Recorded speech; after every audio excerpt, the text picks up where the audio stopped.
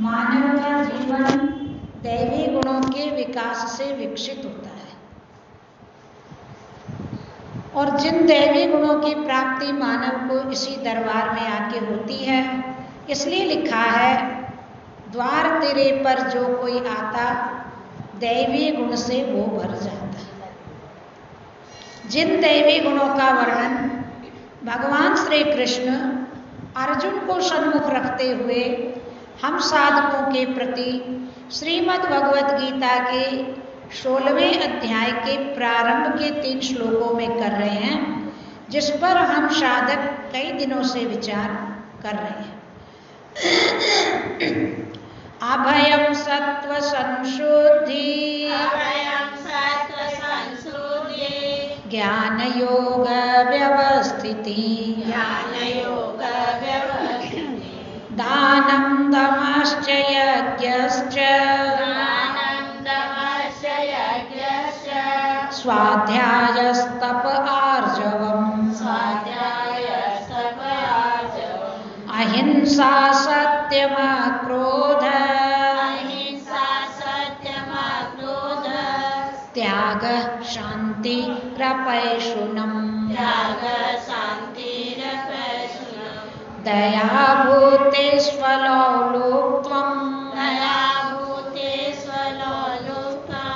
मार्दवम् हिरचापलम् तेज क्षमा धृति शौच मद्रोहो नातिमानिता भवन्ति सम्पदं देवी मभिजातस्य भारत। भगवान श्री कृष्ण ने कल की चर्चा में धैर्य के विषय में बताया था। जीवन में धीरज ही कार्य की सिद्धि करती है। उकताहट वाला व्यक्ति कार्य में सफल नहीं हो सकता। इसलिए महापुरुष, आचार्य, शास्त्र, भगवान श्री कृष्ण यही आदेश देते हैं, मानव के जीवन में धैर्य आवश्यक है। और ये धैर्य जो गुण है,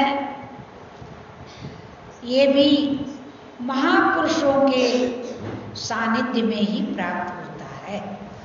आज भगवान श्री कृष्ण शौच यानी पवित्रता के विषय में बताएंगे। धर्म के 4 चरण बताए हैं शास्त्रों ने: सत्य, दया, पवित्रता और दान।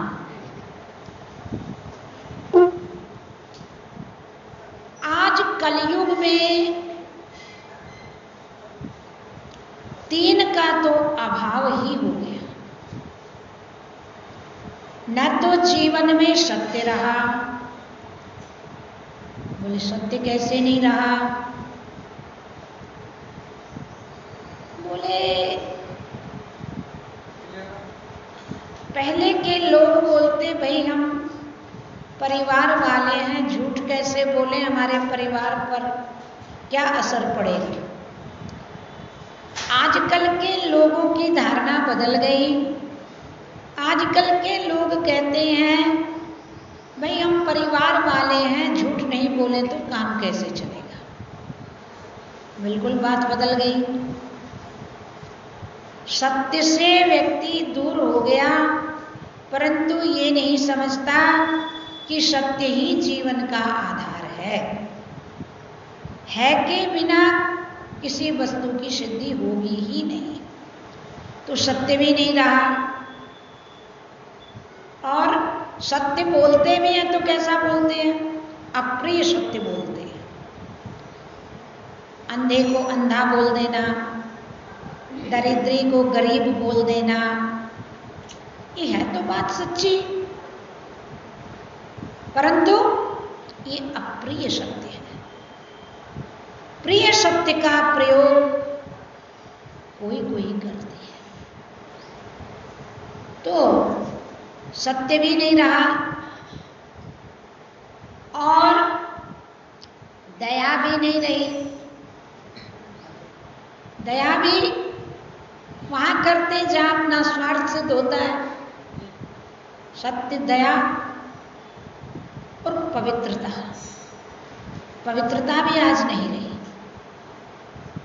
थोड़ा बहुत दान करते हैं, वो भी जहां स्वार्थ सिद्धि होती है वहां देने का प्रयास करते हैं आज के लोग, और देते 2 गुना, बताते 10 गुना। आज के लोग छिपा के नहीं देते, छपा के देते हैं। और भगवान कृष्ण ने कैसे दिया था सुदामा को? छिपा के। बोले बीज खेती में बोया हुआ कहीं बेकार नहीं जाता है। खुशबू कस्तूरी की छिपाई हुई छिपती नहीं है। ऐसे ही दिया हुआ तो दिखेगा ही। बोले मूंग में जितना घी डालोगे तो वो कहाँ जाएगा, वो तो दिखेगा ही। नहीं भी बोलेगा तो दानवीर का जो यश है वो कहीं छिपा हुआ नहीं रहेगा। आज इतने इतने दानवीर इस भारतवर्ष में हुए, आज उन्हीं का तो इतिहास नाम लेता है सुबह सुबह। किसी कंजूस का भी नाम लेता है, दानवीरों का नाम लेता है। तो दान एक तो बोले दे करके गिनाए वो दान बेकार चला जाता है, और एक दे करके पश्चाताप कर ले, अरे फालतू ही वहां दिए, इतना देने की कोई जरूरत ही नहीं थी, ऐसा जो सोच लेता है उसका भी बेकार चला जाता।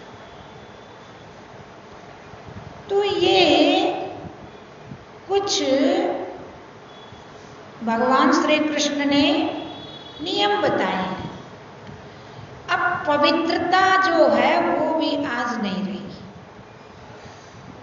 पवित्रता जीवन में सफाई से भी ज्यादा आवश्यक है, पर आज के लोग सफाई पर तो ध्यान देते हैं पर पवित्रता पर ध्यान नहीं देते। महापुरुष क्या कहते हैं? तन पवित्र सेवा किए, धन पवित्र कर दान, मन पवित्र हरि भजन कर, त्रिविध होत कल्याण। शरीर की पवित्रता सेवा से है। आज का मानव सेवा नहीं करना चाहता, सेवा करने में अपनी पोजीशन डाउन समझता है, और सेवा से पोजीशन बढ़ती है इस बात का ज्ञान नहीं है। एक छोटे से बच्चे को भी कहा जाए बोल पानी का गिलास रख दो बाहर ले जाके, अरे नौकर रखेगा, हम कोई नौकर थोड़ा ही है, ऐसा कहते हैं आज के बच्चे। एक बार कहाँ सेवा करते हैं? जहां देखेंगे कि बड़ाई होगी वहां करेंगे।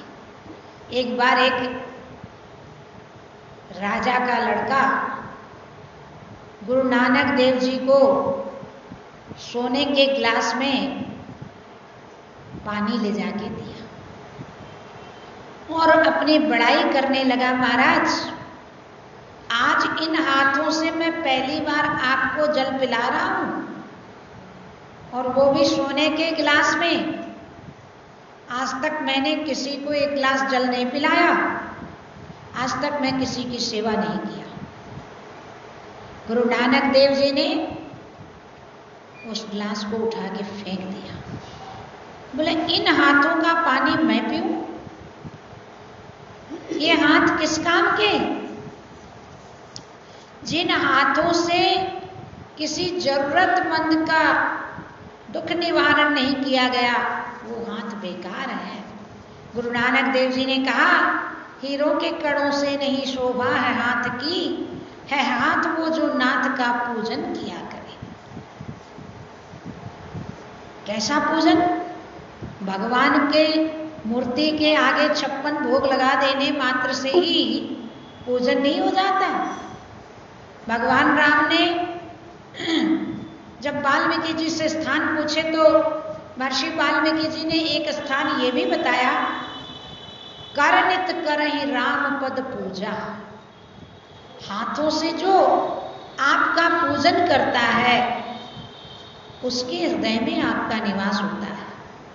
तो केवल श्री विग्रह का ही पूजन नहीं लिया, किसी भी रूप में कोई भी सामने आ जाए उसको भगवत रूप जान के उसकी जरूरत को पूरा किया जाए तो वो है वास्तविक भगवान की पूजा। उस पूजा को भगवान स्वयं स्वीकार करते हैं। तो ये शरीर की पवित्रता बताई, तन पवित्र सेवा की। सेवा से तन की पवित्रता होती है और धन की पवित्रता दान से बताई।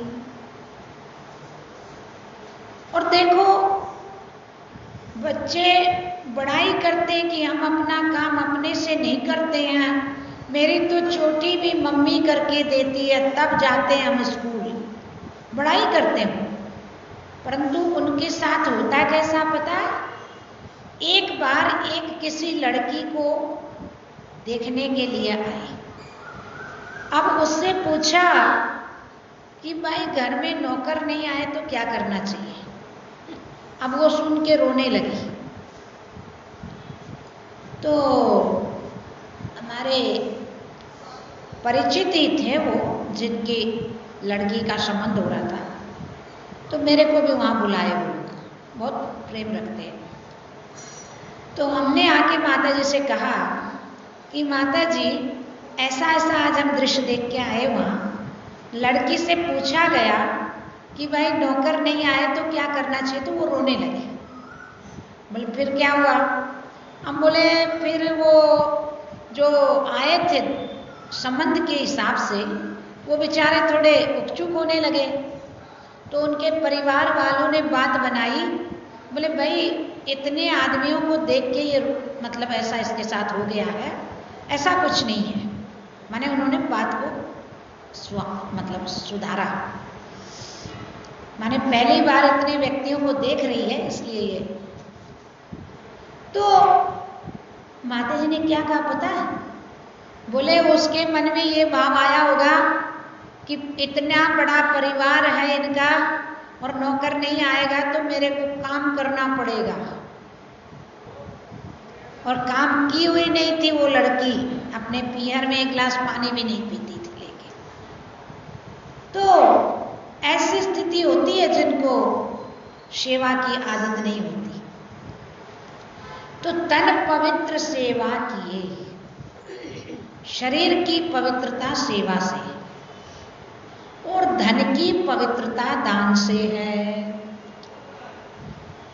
वो धन पवित्र माना जाता है जो दान दिया जाता है। कहते हैं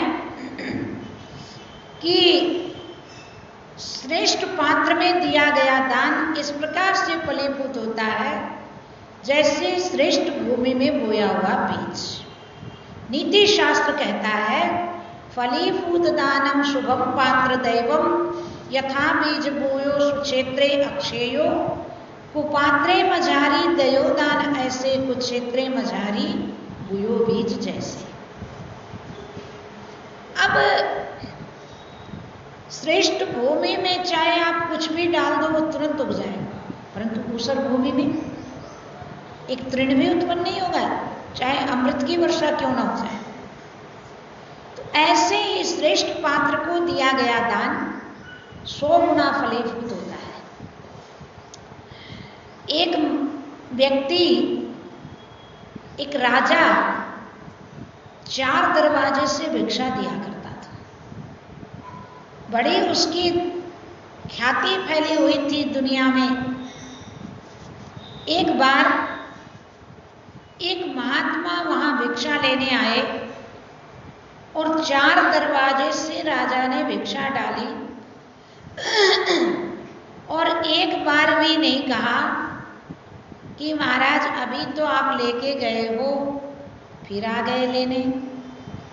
चारों दरवाजे से सहर्ष उन महात्मा को उस राजा ने अपने हाथ से भिक्षा दी। तब महात्मा बोले, ये चतुराई कहाँ से सीखी? चारों ओर से देन, जाति पाति पूछी नहीं करके नीचे नैन। भाई ये चतुराई आपने कहाँ से सीखी? न जात पूछी, न पात पूछी, ना ये कहा कि भाई आप अभी तो ले गए थे, अभी कैसे आ गए? राजा ने क्या जवाब दिया? देनहार दाता है, देता है दिन रैन, लोग नाम मेरा करे इससे नीचे नहीं। मैं थोड़ी देता हूं, देने वाले तो परमात्मा है। दाता एक राम, भिखारी सारी दुनिया, देने वाला एक ही है, मैं तो केवल निमित्त मात्र हूं।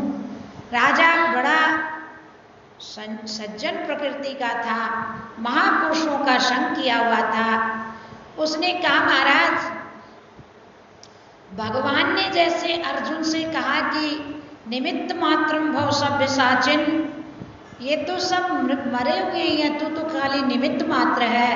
इसी प्रकार से महाराज देने वाला तो कोई और है, मैं तो केवल निमित्त मात्र हूँ। महात्मा सुन के बड़े खुश हुए और आशीर्वाद दिया कि दिनों दिन तुम्हारी ये प्रवृत्ति बढ़ती जाए और तुम्हारे जीवन का कल्याण हो। तो ये दान, ऐसे दान से धन की पवित्रता होती है, धन शुद्ध होता है। बोले कि केवल सीमेंट, केवल बालू पर दीवार नहीं ठहरती, उसमें सीमेंट मिलाई जाती है, तब दीवार मजबूत होती है। इसी प्रकार से ही धन के दशमांश का जब दान किया जाता है तो उस धन की शुद्धि होती है। परंतु कंजूस व्यक्ति बेचारा इस कार्य में असमर्थ होता है। एक गांव में एक व्यक्ति था, उसने अपने 30 मित्र बना लिए, 30 मित्र बनाए और डेली क्या करता, एक एक मित्र के यहाँ चला जाता। एक टाइम तो बेचारा भूख निकालता और शाम के समय पार्टी के बहाने मित्र के यहाँ चला जाता। अब जब चला ही गया तो फिर खिलाना पिलाना तो स्वाभाविक है। आज की तरह नहीं था कि पति को भी कह देती है कि आधी रोटी कम हो गई तो कम खा लो, डाइट करो, ऐसा पहले नहीं था। हाँ, अब कौन आटा साने, कौन झमेला करे। एक बाई थी एक शहर में, तो उसके यहाँ जमाई आया। जमाई आया तो जमाई को भोजन कराने के लिए उसने जो भोजन बनाना शुरू किया तो 3 बार आटा सान के उसने 3 पूड़ी बनाई। ऐसे ऐसे भी लोग हैं दुनिया में। अब बताओ वो क्या दान करेंगे और क्या दूसरे का परोपकार करेंगे। तो ऐसे ऐसे लोग हैं दुनिया में। तो बोले वो क्या करता, दिन में तो भूखा रहता और शाम को पार्टी के बहाने मित्रों के यहाँ चला जाता। और इस भय से कि घरवाली आ जाएगी तो खर्चा बढ़ेगा, इस भय से शादी भी नहीं की। अब वो एक दिन क्या हुआ, कुछ समय ऐसे बीता, एक बार सभी मित्रों ने मिलकर मीटिंग की।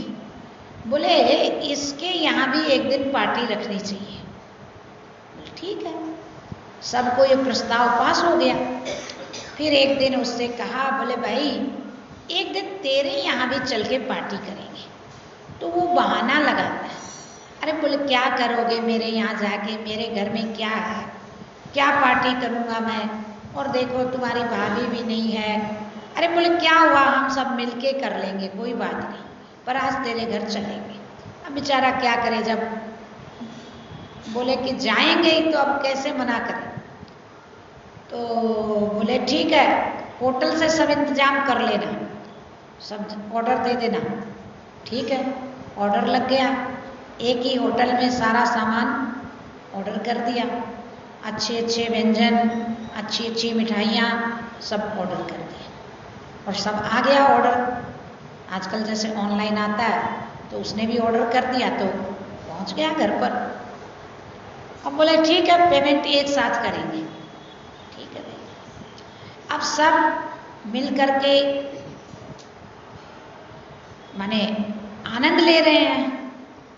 जब तो उसने क्या किया, सबके जूते उठा के छिपा दिए और पंखा नहीं चला के अपने हाथ से हवा कर रहा है। अरे बोले देखो कितना माने विनम्र है, हम तो इसको समझे नहीं, करीब से देखने से ही व्यक्ति का पता चलता है, बहुत ही नम्र है। अरे पंखा, मित्रों ने कहा लाइट नहीं है क्या? बोले नहीं लाइट क्यों नहीं है? अरे मैं आज आप लोग आए हो तो मेरे हाथ से हवा करूंगा ना, और लाइट पंखा क्यों नहीं चला रहा था कि पैसा खर्च होगा, बिजली का बिल आ जाएगा, इसलिए पंखा नहीं चला रहा था। अब वो लोग समझे नहीं उस बात को। अब हुआ क्या, अब जूता छिपा दिया उनका उठा के और ले जाके सारे जूते वो पेमेंट की जगह दे दिए। बोले जब आए ना वो लोग तो पैसा ले लेना और जूता दे देना सबका। अब इधर ये क्या करता, मित्रों को तो पता नहीं इस बात का। अब हवा कर रहा और कह रहा भाई मेरा क्या है, वो सब बड़ाई कर रहे हैं। तो बोले मेरा क्या है, मेरे तो केवल हवा ही हवा है, पुण्य प्रताप तो आप लोगों के चरणों का ही है, पुण्य प्रताप तो आप लोगों के चरणों का ही है, मेरे तो खाली हवा ही हवा है। अब समझे नहीं मित्र लोग। जब सब पार्टी फंक्शन हो गया उसके बाद जब सब जाने लगे तो देखते एक भी जूता नहीं। अरे भाई जूते कहाँ गए? बोले रुको ना, देऊंगा ना जूते, क्यों टेंशन लेते हो? सोचा भाई जब, बोले थोड़ी देर और ठहरो, ठहराया। फिर बोले अब तो जाने दो, शाम हो रही है। बोले हाँ। बोले जूते? बोले जूते सुरक्षित रखे हुए, चलो दिला देता हूँ। ले गया होटल में, बोले अपने अपने पॉकेट से बिल पेमेंट करो और जूते ले और घर जाओ। तो ऐसे होते हैं कंजूस व्यक्ति, उनका धन क्या काम आएगा भाई?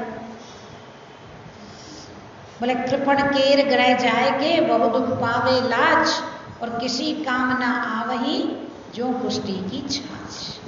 कोड़ी के हाथ की छाछ जैसे कोई काम नहीं आती, ऐसे उसका धन कोई काम नहीं आता। नीति शास्त्र तो यहाँ तक कहता है ऐसे धन को क्या वो सीमेंट की जगह छत में लगाएगा या पीस के मलम बना के पके हुए फोड़े पर लगाएगा? क्या काम आएगा उसका? जैसे आया वैसे ही चला जाएगा।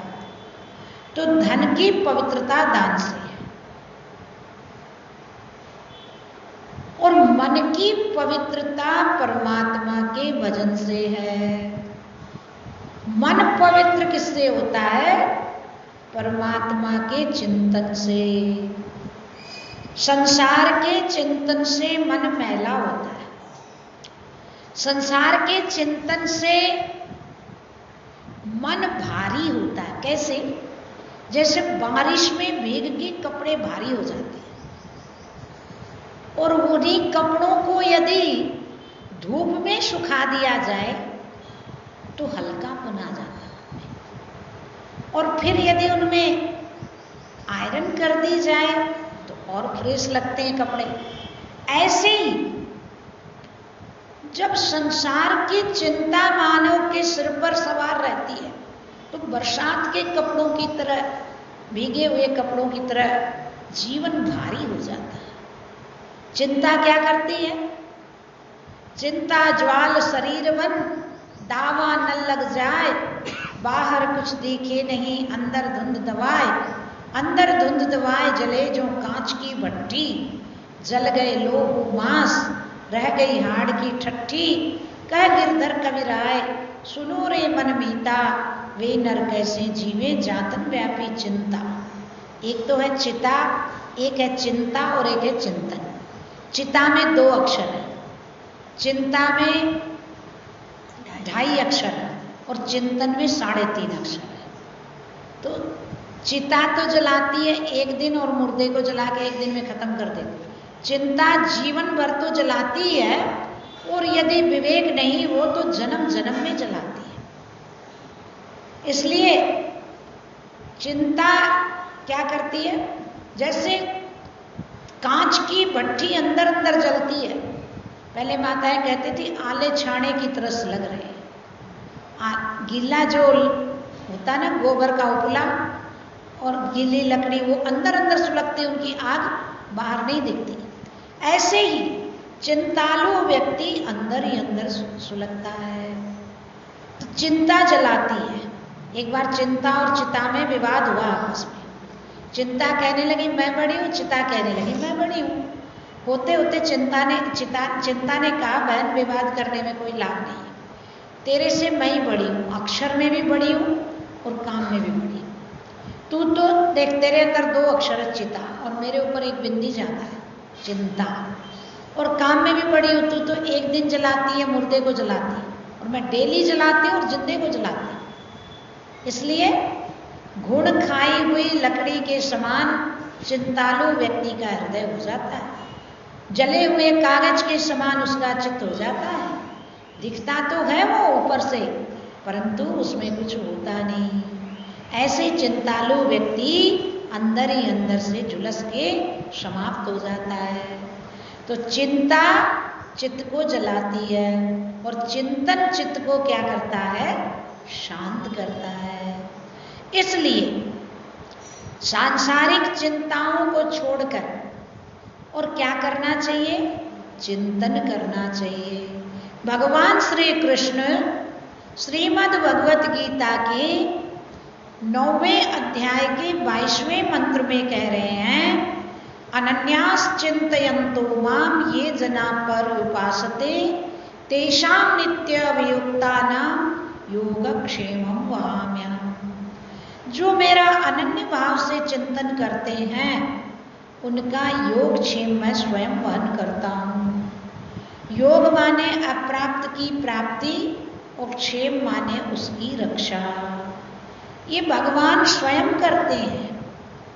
नामदेव जी की झोपड़ी में आग लगा दी थी लोगों ने, भगवान स्वयं आए उनकी आग बुझाने, और झोपड़ी जब जल गई तो पत्नी कहती है झोपड़ी में आग लग गई है।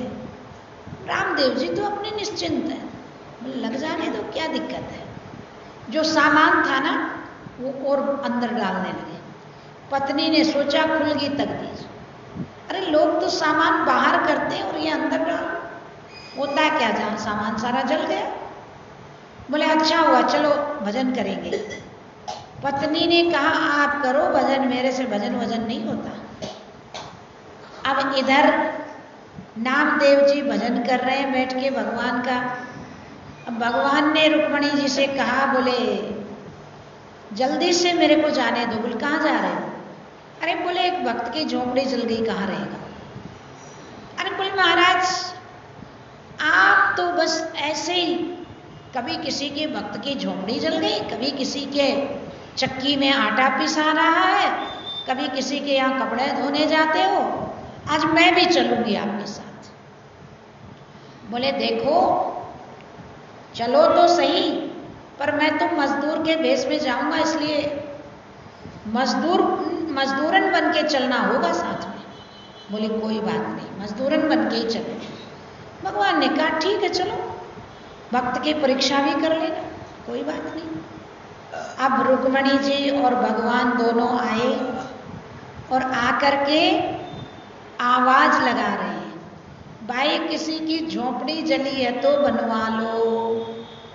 नामदेव जी की पत्नी ने कहा देखो बिना बुलाए मजदूर आ गया, झोपड़ी बंधवा तो लो, रहेंगे कहाँ बारिश में, धूप में, ठंडी में, अरे झोपड़ी तो बंधवा लो। एक बार नहीं बोले, 2 बार नहीं बोले, तीसरी बार जब पत्नी ने कहा तो नामदेव जी ने कहा कि भाई मेरे पास क्या सामान पड़ा है, मेरे पास क्या पैसे हैं जो मैं झोपड़ी बनवा लूं। पत्नी ने कहा बोले झोपड़ी तो हमारी जली है, पर पतिदेव कहते हैं मेरे पास कुछ नहीं है, मैं कैसे बनवाऊं। मजदूर के रूप में भगवान कह रहे हैं, बोले बस मालिक से ऑर्डर दिला दो, बाकी कुछ नहीं चाहिए। जाके कहा, बोले वो ऐसे बोल रहे हैं, मजदूर बोल रहा है कि खाली ऑर्डर चाहिए आपका। अरे बोले जा बंधुआ ले, अब फ्री का माल मिले तो थोड़ा सस्ता मिल जाए तो ही लोग भीड़ लगा लेते हैं, पर सेल की जगह कितनी भीड़ होती है। और फिर यदि कोई बोले फ्री दे रहा हूं तब तो फिर बात ही मत पूछो। तो फ्री की झोपड़ी बन रही है, अब बड़ी खुश। अब भगवान झोपड़ी बांध रहे हैं। अब देखते देखते भगवान के सर पर धूप आने लगी। जब धूप आने लगी तो भक्त से सहन नहीं हुआ। नामदेव जी कहीं से टूटा हुआ छाता खोज के लाए और भगवान के सिर पर छाया कर दी। अब भगवान ने सोचा मेरा भक्त धूप में जल रहा है, तो भगवान ने अपना पीताम्बर उतारा और नामदेव जी के ऊपर डाल दिया। अब रुक्मणी जी देख रही है, बोला अच्छा आप भी छाया में और अपना भक्त भी छाया में, और मैं क्या पत्थर की मार के आई हूं सिर में जो धूप में जलूं। भगवान ने इशारा किया, मैंने तो पहले ही कहा था कि मजदूरन बन के चलना है तो चलो। अब बेचारी करती भी क्या। अब भगवान रातों रात झोपड़ी बांधकर चले गए। प्रातः काल मोहल्ले में नई झोपड़ी और अलग ही चमक उसकी। भगवान के हाथ लगे हैं, कोई साधारण व्यक्ति ने थोड़ी बनाई है। पर इस बात को तो कोई समझेगा नहीं, किसी को पता नहीं इस बात का। पड़ोसन आई और आके कहने लगी, बहन तेरी झोपड़ी की तो चमक ही कुछ अलग लग रही है, क्या लगाया है ऐसा इसमें। नामदेव जी की पत्नी ने कहा, नजर लगाएगी क्या मेरी झोपड़ी को। नहीं, नजर की कोई बात नहीं है, वाकई में जो हकीकत है वो बता रही। नामदेव जी की पत्नी ने कहा, ऐसे नहीं बनी है। बोले कैसे बनी। बोले पहले जली है तब बनी है। बोला वो ये फार्मूला है इसका, ठीक। अब वो अपने घर गई और जाके जब पतिदेव आए तो बोलती है, ओ भिक्खू के पापा सुनते हो। बोले क्या। अरे बोले मैं अभी अभी नामदेव जी की पत्नी की झोपड़ी देख के आई हूँ, बहुत सुंदर लग रही है, बहुत चमकदार झोपड़ी है उसकी। तो बोले क्या करना है। बोले कि वैसी झोपड़ी मेरे को भी चाहिए। तो बोले अभी बनी बनाई झोपड़ी को क्यों हटाएं। अरे बोले नहीं, मेरी बात तो सुनो पूरी। बोले क्या हुआ, कैसे बनाई उसने पूछी, क्या लगाया वो। बोले वो बोली कि पहले जली है तब बनी है, तो एक काम करो ना, अपनी भी झोपड़ी में आग लगा लो। पति बोला तेरा दिमाग तो खराब नहीं हो गया, बनी बनाई झोपड़ी को उजाड़ रही है। बोले मैं कह रही हूं ना, अब क्या करे। माँ को तो डांट के किनारे बैठा दे, परंतु पत्नी को कैसे डांटे। बोला अच्छा भाई लगा ले आग। आग लगा दी गई झोपड़ी में, परंतु भगवान नहीं आए। क्यों, ये देखा देखी का सौदा नहीं है, ये तो प्रेम की बात है। उधो बंदगी मेरे बस की नहीं है, यहाँ सरदे के होते हैं सौदे, आस की इतनी सस्ती नहीं है।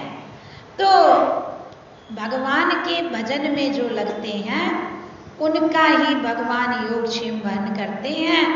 किस प्रकार से भगवान के भक्त भगवान को अपना आपा सौंप के और भगवान पर सब कुछ छोड़ के निश्चिंत होके भजन में लग जाते हैं, उनको भगवान किस प्रकार से संभालते हैं, इसके आगे की चर्चा कल के प्रसंग में करेंगे।